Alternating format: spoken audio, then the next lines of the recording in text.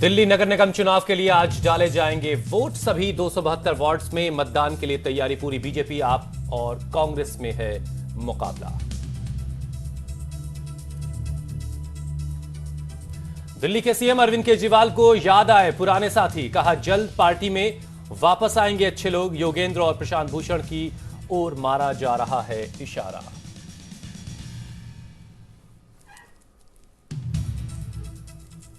प्रधानमंत्री मोदी आज 13 बीजेपी शासित राज्यों के सीएम के साथ करेंगे बैठक। राष्ट्रपति चुनाव के साथ साथ अगले साल होने वाले विधानसभा चुनाव पर भी होगी चर्चा।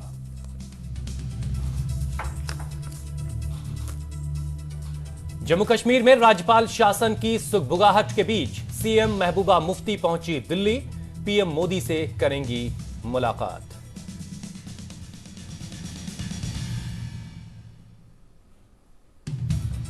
शशिकला के भतीजे दिनाकरन से दिल्ली क्राइम ब्रांच आज भी करेगी पूछताछ। कल 7 घंटे तक हुए थे सवाल जवाब। चुनाव निशान पाने के लिए रिश्वत देने का है इल्जाम।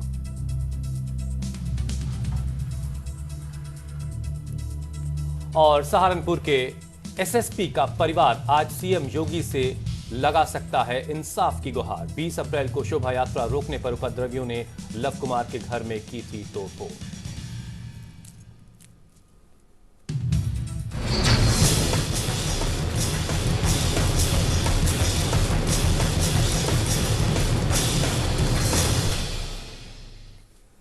नमस्कार, मैं हुसैन रिजवी। आज दिल्ली वोट करेगी और ये वोटिंग जो है वो एमसीडी के लिए होगी। दिल्ली के 3 नगर निगमों के लिए 272 सीटें हैं जिनके लिए आज मतदान होगा। कुछ ही देर में दिल्ली में 2 से 3 मिनट का वक्त रह गया है जब चुनाव प्रक्रिया शुरू होगी। वोटिंग के सिलसिले की शुरुआत होगी। 272 सीटों के लिए वोटिंग होगी। चुनाव को देखते हुए दिल्ली में सुरक्षा के इंतजाम भी काफी कड़े हैं।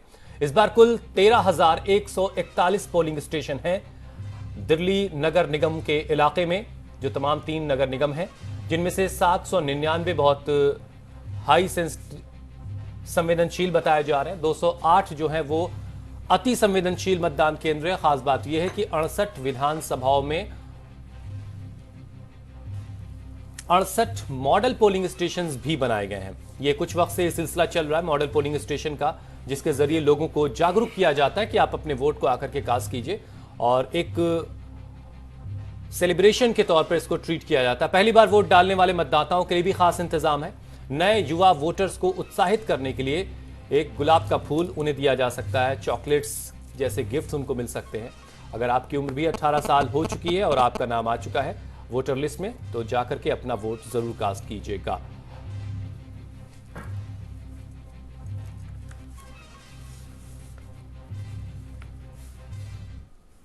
तो एक तरफ 10 सालों की हुकूमत नगर निगम की और दूसरी तरफ दिल्ली सरकार में 2 सालों की हुकूमत। शायद ये 2 बड़ी चीजें हैं जिन पर इम्तिहान होगा और उसी को नजर में रखते हुए दिल्ली के लोग आज वोट करेंगे। हमारे साथ कुछ खास मेहमान हैं, उनसे आपकी पहले मुलाकात करवाते हैं। अभय दुबे साहब, वरिष्ठ पत्रकार और पॉलिटिकल एनालिस्ट, बहुत बहुत शुक्रिया सर, आपने वक्त निकाला हमारे लिए। और चंदन श्रीवास्तव, आप भी पॉलिटिकल एनालिस्ट हैं, लंबे वक्त से लिखते पढ़ते रहे। इसके अलावा पवन मिश्रा हमारे संवाददाता विनोद नगर में इस वक्त मौजूद हैं। सबसे पहले पवन के पास ही चल लेते हैं। पवन, आप जहां खड़े, क्या कतारें तो आपके पीछे दिख रही हैं? 8 बज चुके हैं। कितनी गहमा गहमी है? क्या लोगों को बातचीत करते सुना आपने? और इतना खास क्यों लग रहा है इस बार नगर निगम का चुनाव? बिल्कुल हुसैन, आपको बता दें कि आम लोगों के भीतर काफ़ी उत्साह है और सुबह से ही यहाँ पर अपनी वोट देने के लिए पहुँचे थे। आप देख सकते हैं कि जो अपनी बारी का इंतजार कर रहे हैं, अपनी लाइनों में कतार में खड़े हैं। दिल्ली पुलिस की तरफ से तमाम सुरक्षा के खास इंतजाम किए गए हैं। एक एक लोगों की चेकिंग हो रही है, बारीकी से चेकिंग चल रही है। और सबसे अहम बात यह है कि तंबाकू मुक्त मतदान केंद्र इसे यहाँ पर बनाया गया है। और जो पहले से ही इत्तला की गई थी कि कैमरा, मोबाइल फोन्स वगैरह लेकर के नहीं जाना है। यहाँ पर देख सकते हैं कि खुद पुलिस वाले यहाँ दिखा रहे हैं कि क्या क्या जो चीज़ें हैं, सामाने हैं, आप लेकर के नहीं जा सकते हैं भीतर। और तमाम जो सुरक्षा जो किए गए हैं, सीसीटीवी कैमरे से एक एक पल पल की निगरानी की जा रही है। कुछ लोग हैं, उनसे हम बात करते हैं। वोट देने आप आए? उत्साह पूरा है आपके? बिल्कुल सर। आप जी कहाँ से आए? क्या नाम आपका? विनोद नगर से कमल मिश्रा। पूरी उत्साह है इस बार अच्छे कैंडिडेट। क्या आप वोटर हैं? क्या इस बार क्या सोच कर, क्या वोटर है, क्या सोच करके वोट डालेंगे इस बार? आप क्या चाहते हैं? अच्छी सरकार आए तो चक्कर में जो वोट आ गया। देखा गया था कि तमाम जो है दिल्ली में गंदगी फैली। चलिए, एक लंबी कतार दिख रही है पवन। हमारे साथ अभिनव उपाध्याय भी हैं जो मयूर विहार में इस वक्त खड़े हैं, और आरिज मतलूब हमारे संवाददाता जो सरिता विहार में इस वक्त मौजूद हैं। एक बार जरा अभिनव का भी रुख कर लेते हैं। अभिनव, क्या कैसी तस्वीर है आपके आसपास जहां पर आप खड़े हैं? क्या वोटिंग शुरू हो चुकी है? जी हाँ हुसैन, देखिए मतदान की शुरुआत हो चुकी है। सुबह करीब 7:20 से ही यहाँ पर लोगों की कतार लगना शुरू हुई थी, और अब से महज 2 या 3 मिनट पहले एंट्री शुरू हुई है। मैं सीधी तस्वीरें आपको दिखाता हूँ कि लोगों को यहाँ से भीतर किया जा रहा है। इसके पहले करीब 100 के आसपास महिलाओं की एक कतार इस कतार के ठीक साथ साथ लगी हुई थी। सबसे पहले उन्हें भीतर भेजा गया है, क्योंकि पहले से कहा जाता है लेडीज फर्स्ट। और फिलहाल की यदि मैं बात करूं तो आप तस्वीरों में देख पा रहे होंगे कि यहाँ पर चेक किया जा रहा है लोगों को जो भीतर जा रहे हैं। और उसकी वजह भी मैं आपको बता दूं, क्योंकि इस बार जो है चुनाव आयोग की तरफ से लोगों को जागरूक करने के लिए तंबाकू मुक्त मतदान केंद्र यहां पर बनाए गए हैं। ये आप तस्वीरों में साफ देख पा रहे हैं। और एमसीडी के चुनाव के लिए लोगों को बहुत ज्यादा बुलाने की जरूरत यहां पर नहीं पड़ी है। कौन होगा साफ, कौन होगा माफ, ये तमाम सवाल का जवाब देने के लिए दिल्ली की जनता बेचैन यहां पर दिखाई दे रही है। जिस तरह की तस्वीरें हम यहां पर देख पा रहे हैं। सुबह अब से कुछ देर पहले जहां सैकड़ों की तादाद में महिलाएं भीतर गई हैं, तो अभी यहां पर हम कह सकते हैं कि करीब 300-400 के आसपास लोग हैं जो कि भीतर जाने के लिए यहां पर आपको कतार में चलते हुए दिखाई दे रहे हैं। और अपनी मर्जी से ही यहां पर लोग आए और इतनी सुबह जो कतार की जो तादाद है, लोगों की जो तादाद है, वो भी काबिले तारीफ है। अभिनव, एक बार जरा आरिज का भी रुख कर लेते हैं। आरिज सरिता विहार में। आरिज, आप भी जरा तस्वीरें कुछ दिखा दें, फिर मैं अपने पैनलिस्ट के पास लौटूंगा। क्या आपके जहां पर आप खड़े हैं वहां किस तरह की हालात हैं? कितने लोग पहुंचे हैं वोट कास्ट करने के लिए अपना? सबसे पहले गुड मॉर्निंग हुसैन आपको। जब मैं आया था मतदान केंद्र पर तो मुझे ऐसे लगा था कि दिल्ली वाले आराम से रविवार को उठते हैं 10 बजे, उसके बाद मतदान करने के लिए आएंगे। लेकिन सरिता विहार की तस्वीर बिल्कुल बदली हुई नजर आई। सरिता विहार का जो एल पॉकेट का जो यहाँ पर आप डीडीए फ्लैट देख रहे हैं, उसके बाहर की तस्वीर यहाँ पर थी। कम से कम 100 लोग लाइन में लगे थे। 100 लोग तो थे ही यहाँ पर, लेकिन जैसे अभी शुरुआत हुई 8 बजे, उसके बाद से सबको अंदर कर लिया गया। और एक बहुत बड़ा यहाँ पर अंदर पोलिंग स्टेशन है, जिसको तमाम लोगों को कम से कम 3-4 इस पे अंदर बूथ है, सबको वहां पर अंदर ले जाया गया। और धीरे धीरे लोग यहाँ पर आ ही रहे हैं। तो पिछली बार का मुझे याद है हुसैन, जिस तरीके से मतदान हुआ था एमसीडी का, सुबह सुबह जब मैं आया था मतदान केंद्र के बाहर तो इस तरीके से भीड़ नहीं थी। लोग इतने जागरूक टाइप के मुझे नहीं लग रहे थे। लेकिन आज तस्वीर देखने के बाद से ऐसा लगता है कि पिछले बार से ज्यादा इस बार वोटिंग प्रतिशत यहां बढ़ेगा। लेकिन वो धीरे धीरे पता चलेगा। अभी काफी जल्दबाजी होगी इस बात को कहना। लेकिन शुरुआत है, अभी 8 बजे से पहले मतदान शुरू होना है। अब देखना होगा आगे आगे कैसे बढ़ता है। सबके अपने अपने मुद्दे हैं, सबकी अपनी अपनी परेशानियां हैं। इस बार पॉलिटिकल पार्टियां हैं, बल्कि मुझे तो लगता है आरिज मुद्दे हैं भी कि नहीं है, ये भी एक सवाल है। कांग्रेस हो या फिर बीजेपी, क्योंकि मुद्दों की आवाज तो बहरहाल कहीं नहीं सुनाई दी। लौटूंगा आरिज आप लोगों के पास में। आरिज, अभिनव और पवन। अभय दुबे साहब, मैं समझना चाहता हूं, जरा हमारे दर्शकों को भी समझाइए कि नगर निगम के चुनाव, दिल्ली एमसीडी के चुनाव, क्या इतनी अहमियत के हामिल पहले हुआ करते थे जितने इस बार दिखाई दे रहे हैं आपको? देखिए, पिछले 6-7 महीने से एक नई प्रवृत्ति देखने में आई है। सारे देश में ही जो स्थानीय निकायों के चुनाव हैं, उनकी अहमियत बढ़ गई है। आप देखिए, उत्तर प्रदेश के विधानसभा चुनाव से पहले उड़ीसा में चुनाव हुए थे, महाराष्ट्र में स्थानीय बम्बई बृहन मुंबई महानगर पालिका के चुनाव हुए थे, उड़ीसा में चुनाव हुए, और दूसरी कई जगहों पर ऐसे चुनाव हुए, चंडीगढ़ में चुनाव हुए हैं। और उन चुनावों की खबर जो है वो राष्ट्रीय खबर बनी। और ये माना गया कि उन चुनावों से एक निश्चित रुझान देखने में आया है। जो शहरी मतदाता है वो एक खास तरह की शहरी मतदाता है जो एक खास तरह की प्रवृत्तियां दिखा रहा है, खास तरह की पसंद जाहिर कर रहा है। तो इसलिए भी एक तो ये पहलू है जो कि एक नया पहलू है। इससे पहले स्थानीय निकायों के चुनावों के ऊपर इतना ध्यान नहीं दिया जाता था। जैसा कि आपके संवाददाता ने ही बताया कि पिछले चुनाव में वोटर इतनी शिद्दत के साथ लाइनों में नहीं लगे हुए थे। दूसरी बात यह है कि दिल्ली के अंदर खास तौर से जो राजनीतिक प्रतियोगिता का स्तर है वो काफ़ी तीखा है इस वक्त, और वो आम आदमी पार्टी के मैदान में आने की वजह से हुआ है। अगर आम आदमी पार्टी मैदान में ना आई होती और केवल भाजपा और कांग्रेस के बीच में ही ये प्रतियोगिता हो रही होती, तो मुझे नहीं लगता कि शायद वोटरों की गोलबंदी इतने बड़े पैमाने पर होती। चूंकि पहली बार दिल्ली में नगर महापालिका का चुनाव त्रिकोणात्मक हो गया है, इसकी वजह से वोटरों की गोलबंदी भी बहुत जमकर हुई है और उसी का परिणाम हम देखते हैं कि बिल्कुल सुबह सुबह ही मतदान केंद्रों के सामने लंबी लंबी लाइनें लगी हुई हैं।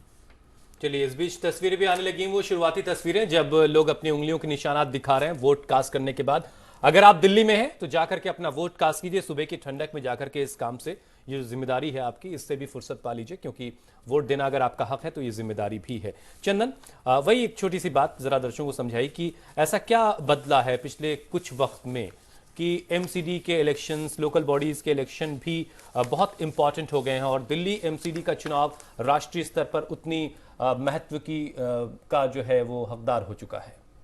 मुझे लगता है कि जो 2014 एक ऐसा मरहला है जिसके बाद से आप चुनाव को देखने के आपके लेंस बदलने पड़ेंगे, और वो इसलिए बदलने पड़ेंगे कि वो पहला चुनाव हम लोगों के देखे पिछले 40 साल से वो पहला चुनाव था इसमें इस तरह का जिसमें ना छवि पर बड़ा जोर रहा टेलीविज़न का, और अब ये जो मोबाइल सेट आ गया है उन चीज़ों का कुछ इस तरह से इस्तेमाल किया गया कि उसमें मतदाता अपने को कह भी चुके हैं कि अगला जो चुनाव है वो जनरल इलेक्शन वो तो मोबाइल पे ही लड़ा जाएगा। तो उसमें है क्या कि इंटीमेसी जिसको हम लोग बोलते हैं संदेश की, वो आपको आपके कान, आंख, नाक, हाथ सब जगह पे एक चेहरा पहुंचा दिया जाता है। मान लीजिए कि वो चेहरा कहीं से उठ के चला जाता है ऊपर, उसके बाद उसके साथ जुड़ी हुई ये घटना है कि वो बार बार अपने को जताने के लिए कि मेरी पॉपुलैरिटी कहाँ तक पहुंची, उसको एक सर्वेक्षण चाहिए हमेशा, हर 2 दिन पर, हर 10 दिन पर, हर 50 दिन पर, 3 महीने पर, कोई भी एक। ये सर्वेक्षण करने का काम कहाँ होता है? ये सर्वेक्षण करने का काम या तो एजेंसियां करती हैं या फिर आपके चुनाव करते हैं। अब राज्य स्तर पर चुनाव हो तो भी, और राज्य स्तर से ज्यादा अगर पंचायत स्तर के चुनाव हो तो भी, वो फिर कहा जाएगा, जो अभय जी बात कह रहे थे कि पंचायत स्तर के चुनाव पर भी बड़ा जोर दिया जा रहा है और उड़ीसा जैसी जगहों से भी समाचार बनाया जा रहा है, तो वो दरअसल उस बड़े चेहरे को ये बता रहे होते हैं कन्वीनियंटली कि वो लोकप्रियता का ग्राफ उनका जिसको कहें कहाँ पहुंचा है और आगे के लिए हमारा रास्ता क्या है। तो वो पेशबंदी मानते हैं कि दूसरी जगह चुनाव लड़ने जा रहे हैं किसी एक जगह पे, एक तरीके से ब्रांडिंग करना। हाँ, वो आप उसको वैसे भी कह रहे हैं, लेकिन मुझे सर्वेक्षण वाली बात ज्यादा समझ में आती है जिसमें आपको डर लगा रहता है या आप दूसरे को कन्विंस करना चाहते हैं कि चूंकि फला जगह पे हमारी लोकप्रियता चढ़ रही है इसलिए चला जगह पे किसी और जगह पे आप वोट हमें ही दीजिए, अपने वोट जाया ना कीजिए। ये स्ट्रेटजी कुल जमा हमको मिलती हुई दिखती है। केजरीवाल की तरफ से भी कुछ ऐसा कहा गया। बहरहाल एक दूसरी चीज जो नजर रखनी होगी वो दिल्ली स्पेसिफिक है। जैसे मुंबई में बहुत पहले घटना हुई थी कि उसमें शिवसेना ने अपने को मुंबई की राजनीति के आधार पे गढ़ा और एक पार्टी बन के उभरी और फिर पूरे प्रदेश में फैली।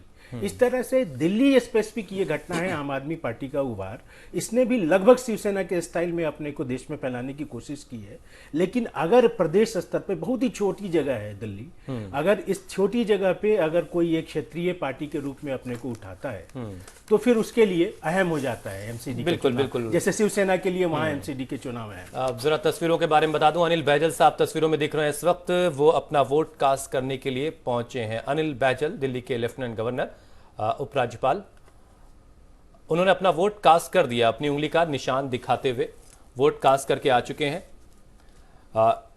इसीलिए मैंने आपसे शुरू में कहा कि अगर आप दिल्ली में हैं और मुझे देख रहे हैं तो कम से कम जाइए, पहले अपना वोट कास्ट कीजिए और हम लोगों की बातें सुनने के लिए वहां से लौट के जब आइएगा तो फिर हम लोग की बातें सुनिएगा। अभय जी हमारे साथ, चंदन श्रीवास्तव साहब भी हमारे साथ हैं।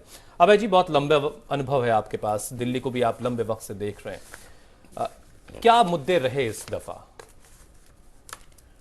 देखिए, ये एक बड़ी अजीब सी बात है कि ये चुनाव जो नगर महापालिका के मुद्दे हैं, जो शहरी व्यवस्था के मुद्दे हैं, मुझे नहीं लगता कि उन मुद्दों के ऊपर लड़ा जा रहा है। बड़े अजीब तरीके से इस चुनाव के केंद्र में आम आदमी पार्टी की सरकार का प्रदर्शन आ गया है और आम आदमी पार्टी की पार्टी भी तो ऐसा करने से रोक नहीं पाई है। सरकार का प्रदर्शन वर्सेस एमसीडी का प्रदर्शन है या वर्सेस मोदी गवर्नमेंट? एमसीडी के प्रदर्शन के ऊपर तो मुझे लगता नहीं कि इस चुनाव में कोई खास चर्चा हुई है, कोई चर्चा हुई नहीं है। और आम आदमी पार्टी की मैं ये अक्षमता कहूंगा कि वो एमसीडी में भारतीय जनता पार्टी के जो पिछले 10 साल रहे हैं उसको इस चुनावी बहस के केंद्र में नहीं ला पाई। उसने कोशिश की लेकिन मुझे लगता है उसकी कोशिश नाकाफी साबित हुई और बजाय इसके कि लोग एमसीडी में भारतीय जनता पार्टी ने पिछले 10 साल में क्या किया इस पर चर्चा करें। चर्चा मीडिया में और दूसरे मुकामों पर ज़्यादा यही होती रही कि भारतीय की आम आदमी पार्टी की सरकार का प्रदर्शन 2 साल का कैसा रहा। अब आम आदमी की पार्टी भी अपनी तरफ से कहती है कि 2 साल बनाम 10 साल का वो नारा देती है, तो उसमें होता ये है कि 10 साल पे कोई चर्चा नहीं होती, चर्चा 2 साल पे ही सिमट के रह जाती है। क्यों ऐसा, क्यों ऐसा? देखिए, चुनाव में अपने आप को एक खास मुद्रा में पेश करना पड़ता है और इस काम में आम आदमी पार्टी भी जानती है कि ऐसा करना पड़ता है। अगर आप ऐसा नहीं करेंगे तो आप चुनावी होड़ में एक ऐसी स्थिति में पहुंच जाएंगे जो स्थिति आपके लिए अनुकूल नहीं होगी। आम आदमी पार्टी ने कुछ ऐसी राजनीति की है जिसके जो खराब परिणाम थे, जो उसके परिणाम उसके पक्ष में नहीं गए, और वो परिणाम दुर्भाग्य से एक ही समय में संचित हो गए, एक जगह जमा हो गए, उसका बहुत नुकसान उसको हो रहा है। अगर यही चुनाव किसी और समय पे हुआ होता, कुछ आगे या कुछ पीछे हुआ होता, और वो सारे राजनीति के जो खराब परिणाम हैं, उनके नुकसानदेह नतीजे हैं, वो एक जगह नहीं जुड़ गए होते, तो शायद ऐसी स्थिति नहीं होती। चंदन, मैं इससे पहले कि आपका इस पर रिएक्शन लूँ, जरा एक बार आरिज मतलूब हमारे सहयोगी इस वक्त जो सरिता विहार में खड़े, उनके पास चलते हैं। उनके साथ कुछ लोग मौजूद हैं जो वोट अपना कास्ट कर चुके हैं। आरिज, मुझे बताया जा रहा है आपके साथ कुछ लोग हैं जो अपना वोट कास्ट कर चुके हैं, जरा उनसे समझिए क्या क्या मुद्दे थे, क्या कोई मुद्दा था भी उनके जहन में, या फिर वो कुछ किसी और तरीके की चीजों से ड्राइव हो रहे थे इस बार?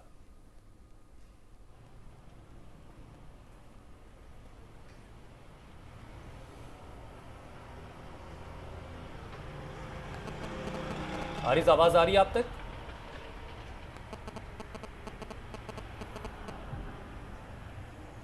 चलिए, आरिज तक शायद मेरी आवाज नहीं जा रही, मैं उनके पास जाऊंगा। अभिनव उपाध्याय भी हमारे साथ लगातार जुड़े हुए हैं। अभिनव जो है इस वक्त मयूर विहार में। अभिनव, कुछ लोग हैं आपके साथ जो अपना वोट कास्ट कर चुके हैं, अगर हैं तो जरा उनसे समझिए कि क्या कोई मुद्दा था इस दफा नगर निगम चुनाव में, या मुद्दे इस बार गायब थे? हाँ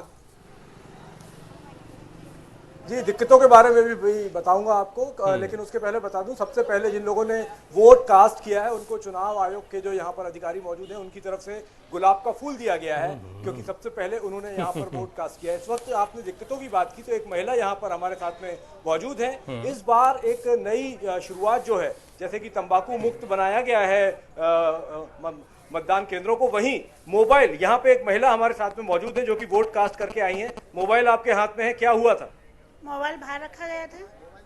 अच्छा, मोबाइल किसको आप देके गई थी? मैं अपने हस्बैंड को देके गई थी। जब मैं वोट डालने के बाद में बाहर आई हूँ, मेरे हस्बैंड गए हैं। अच्छा, एक बार दिखा दीजिए मोबाइल। अब ये मोबाइल जो है इनके पति का मोबाइल है।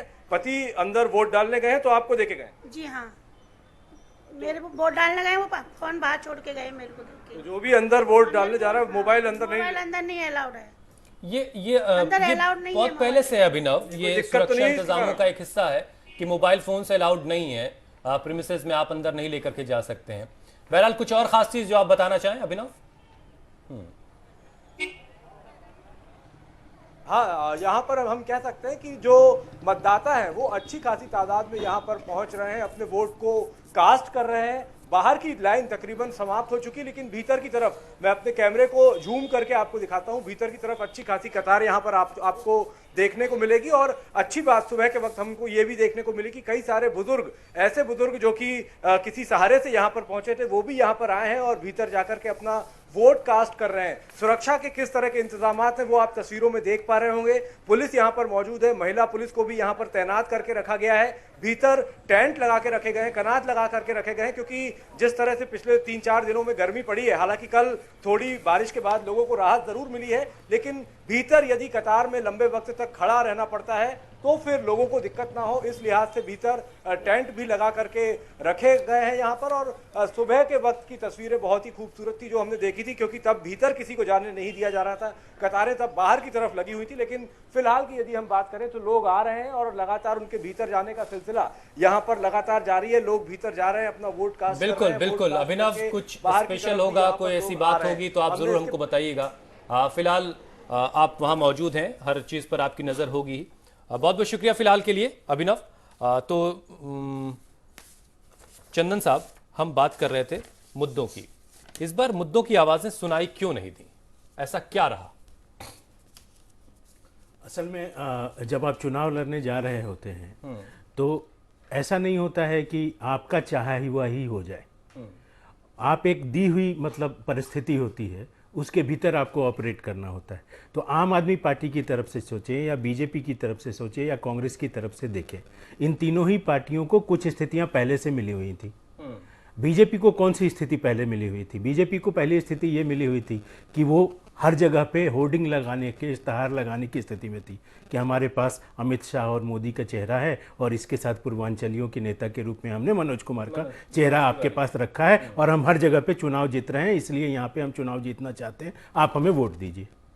इसी तरह से अरविंद केजरीवाल की पार्टी को जो चीज़ पहले से मिल रखी थी वो ये था, जिसको अभय जी रेखांकित कर रहे थे, कि आपका 2 साल का जो काम है इसके बारे में बात होगी। और ये चीज अरविंद केजरीवाल के वश में नहीं थी, ये चीज मीडिया के वश में थी कि इसको एक रेफरेंडम के तौर पे पेश किया जाए। इस स्थिति की काट के लिए अरविंद केजरीवाल पहले दिन से भी कोशिश करते तो वो संभव नहीं था। ये खुद केजरीवाल भी कह चुके हैं अपने लिए कि चुनाव जो होते हैं एक तरीके से रेफरेंडम है और ये तौलने का तरीका भी है कि मैं उस लायक हूं या नहीं हूं। तो और केजरीवाल ने खुद इस स्थिति को मतलब, और जो चीज आपके विपरीत जा रही है उसको आपने फिर से वो अपने उसको और योगदान दिया, दूसरे के तैयार की हुई पिच पे आप खुद खेलने को तैयार और योगदान दिया। तो ये दी हुई परिस्थितियों के बीच में आप खेलने पहुंचते हैं और साथ में पिच जिस तरह से स्विंग कर रही है उसी तरह से आप भी स्विंग कर रहे हैं। तो इसका मतलब ये कहा जाएगा कि आपने असल में अपने सारे नट बोल्ट्स खोल दिए हैं और कोई एक तेज गेंद आएगी और आप टूट जाएंगे। तो इस तरह की बातें हैं। कभी कभी ना खुद को मार लेने की प्रवृत्ति भी चीजों में वो तेज हो जाया करती है। तो ये चीज दिख रही है आम आदमी पार्टी के लिए। कांग्रेस वाला मामला जो है वो ये है कि अब वो एक दर्शक की तरह पे। चंदन, जरा माफी चाहता हूँ, जरा बीच बीच में मुझे बताना भी होगा। तस्वीरें सीधी इस वक्त आप तक पहुंच रही हैं। मनीष सिसोदिया साहब आपको तस्वीरों में नजर आ रहे हैं। दिल्ली के उप मुख्यमंत्री हैं, डेप्यूटी चीफ मिनिस्टर हैं। वो अपना वोट कास्ट करने के लिए पहुंचे हैं। उनकी पत्नी साथ में और उनकी पत्नी भी उनके साथ मौजूद हैं। एक जिम्मेदार दंपति होने के नाते दोनों अपने साथ में वोट कास्ट करने पहुंचे हैं। देखिए, सुबह का वक्त है, अभी सूरज की तपिश उतनी ज़्यादा नहीं है, इसलिए बेहतर वक्त है कि आप जाकर के अपना वोट कास्ट कर लें। और शायद यही वजह कि वोटिंग का जो वक्त है सर वो बढ़ाया गया, 5:30 तक का जो वक्त किया गया वो शायद गर्मी की वजह से बढ़ाया गया होगा। दोपहर के वक्त में लोग इसमें चंदन ने जो बात कही उसमें मैं एक बात जोड़ना चाहूंगा। अगर आप भारतीय जनता पार्टी की उत्तर प्रदेश की रणनीति पे गौर करें तो जब भी वहां पर यह सवाल उठता था कि भाई आपके सांसदों ने पिछले 3 साल में क्या किया, तो उस पर भाजपा का ये जवाब होता था कि सांसदों से सवाल आप तब पूछिए जब लोकसभा चुनाव आएगा। अभी तो आप विधानसभा का चुनाव हो रहा है, तो सारे के सारे सवाल जो हैं वो अखिलेश सरकार ने क्या किया, इससे पहले मायावती सरकार ने क्या किया था, इसके ऊपर पूछे जाने चाहिए। लगातार भारतीय जनता पार्टी का फोकस इस बात पर था कि किसी भी तरीके से उनके सांसद जो कि 70 उनके जवाब देना, उनसे जवाब तलबी न की जाए। जबकि यहां दिल्ली में हो ये रहा है कि जवाब तलबी आम आदमी पार्टी की सरकार से हो रही है, राज्य सरकार से हो रही है। बल्कि होनी चाहिए थी कि एमसीडी में भारतीय जनता पार्टी ने क्या किया, जवाब तलबी उस पर होनी चाहिए थी। और आम आदमी पार्टी की रणनीति भी, उसका फोकस भी कुछ इस तरह का है जिससे भाजपा और कांग्रेस को ये जवाब तलबी करने में सुविधा हो रही है। ठीक है। अच्छा, एक चीज और, अब दिल्ली की तमाम जो 7 की 7 सीटों हैं अभय जी, वो लोकसभा की वो बीजेपी के पास हैं।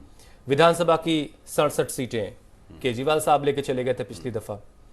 तो ये जो स्थिति बन रही है, किसी एक जगह पर इस तरीके का बहुमत, ये किस तरह का पैगाम दे रही है और ये कितना फायदेमंद कितना नुकसानदेह अगर एमसीडी में भी कुछ ऐसा होता है तो?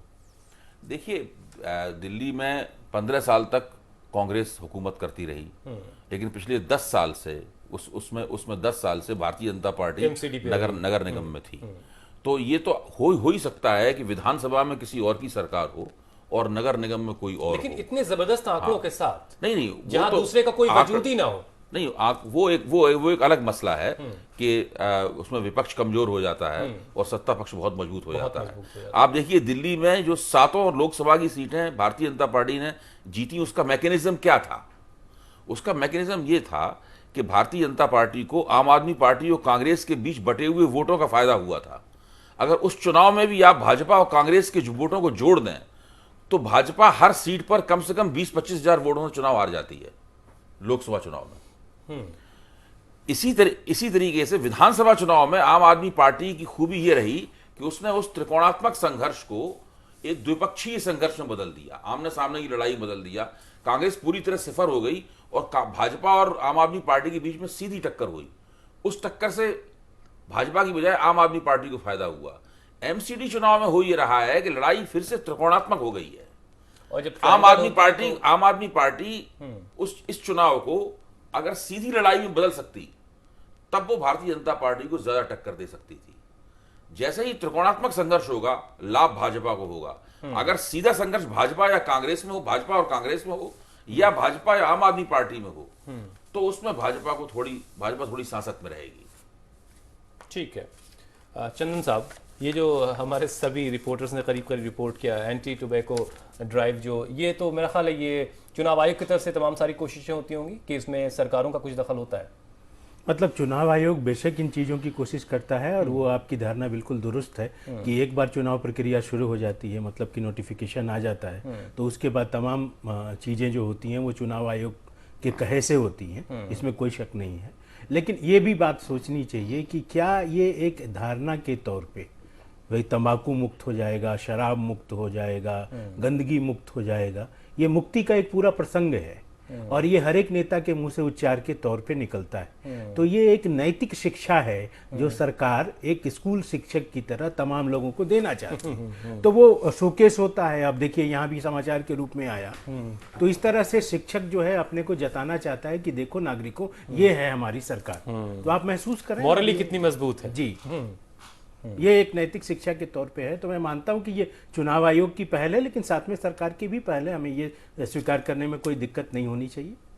और इसके आधार पे अगर कोई गोलबंदी होती है, जैसे कि बिहार में आपको दिखती है, कुछ लोग जो है इसकी तरफ बिल्कुल ही मिशनरी भाव से खड़े हैं कि शराब की बंदी होनी चाहिए और उसके बाद उसका बड़ा सामाजिक घाटा होता है वगैरह वगैरह, और किस तरह के लाभ हो गए कि अपराध रुक गए और घरों में लोगों ने रहना शुरू कर दिया और काम करना, रोज की दिहाड़ी बढ़ गई वगैरह, बहुत सारी बातें कही जाती है। तो उस तरह से हम कह सकते हैं इसके बारे में। अभय जी, हम लगातार जब चुनाव होते हैं तो हमेशा से हमने बातें की हैं मुद्दों की, लेकिन इस दफ़ा गायब था। क्या इसमें मीडिया भी अपनी जिम्मेदारी को सही तरीके से नहीं निभा सका? देखिए, मेरा तो मानना ये है कि मीडिया या हम भी उछाली हुई चीज़ों की तरफ ही भागते दौड़ते मीडिया के कुछ चैनल तो बिल्कुल इस तरीके से काम कर रहे हैं जैसे कि उन्होंने एक संगठन को खत्म करने की सुपारी ले रखी हो, और ये आश्चर्यजनक तरीके से हो रहा है। दिन रात देखिए, सर्वेक्षण होना चाहिए था। अभी मैं एक अंग्रेजी के चैनल पे था अभी 2 दिन पहले, सर्वेक्षण होना, शुक्रवार को सर्वेक्षण होना चाहिए कि एमसीडी में भारतीय जनता पार्टी ने कैसा काम किया, लेकिन उन्होंने सर्वे इस बात पर करा रखा था कि अरविंद केजरीवाल की लोकप्रियता उठ रही है कि गिर रही है। सही। जब मैंने उनसे कहा कि भाई आपने जो हैशटैग लगा रखा है और वो बिल्कुल गलत है। आपका हैशटैग है कि आपका वोटर कौन, हैशटैग होना चाहिए आपका कि एमसीडी में भाजपा का काम कैसा। और मैं ही नहीं, उस पे चैनल पे दूसरे और जो उन्होंने टिप्पणीकार बना रखे थे भाजपा के प्रवक्ता को छोड़कर, सभी यही बात कह रहे थे कि आपको अगर ये अरविंद केजरीवाल की लोकप्रियता पर सर्वेक्षण करना है तो विधानसभा चुनाव के वक्त कीजिए या किसी और मुकाम पे कीजिए, वो तो आप करने का आपको अधिकार है। लेकिन इस वक्त ये मौका तो पिछले 10 साल से भारतीय जनता पार्टी ने एमसीडी में क्या किया इसकी समीक्षा करने का है, और वो क्यों उसने अपने सारे पार्षदों के टिकट काट दिए। ये एक बड़ा सवाल है। उसके पीछे उनका क्या कारण था? क्या केवल ये चुनावी रणनीति है या ये एक तरह की स्वीकारोक्ति है कि उन पार्षदों ने अच्छा काम नहीं किया था और उनके खिलाफ स्थानीय स्तर पर बहुत नाराजगी थी, जिसे हम एंटी इनकम्बेंसी कहते हैं चुनाव शास्त्र की भाषा में, वो था। तो इन सब बातों के ऊपर बहस होनी चाहिए थी, लेकिन बहस आम आदमी पार्टी इन बातों पर नहीं करवा पाई और मीडिया ने भी इन बातों के ऊपर उतना फोकस नहीं दिया जितना फोकस उसे देना चाहिए था। ठीक है, ये सवाल मेरा इसीलिए था कि क्या हम सब जो है अपनी अपनी जिम्मेदारियों को उस तरीके से निभा रहे हैं जिसका हक बनता है। बहरहाल दिल्ली में वोटिंग चल रही है, 8 बजे से वोटिंग की शुरुआत हो चुकी है। एमसीडी के लिए आज वोट डाले जा रहे हैं। अगर आप दिल्ली में हैं, दिल्ली में आपका वोट है, तो घरों से निकलिए, जाकर के अपना वोट कास्ट कीजिए। एक छोटा सा ब्रेक मुझे लेना है, ब्रेक के बाद फौरन लौट रहे हैं।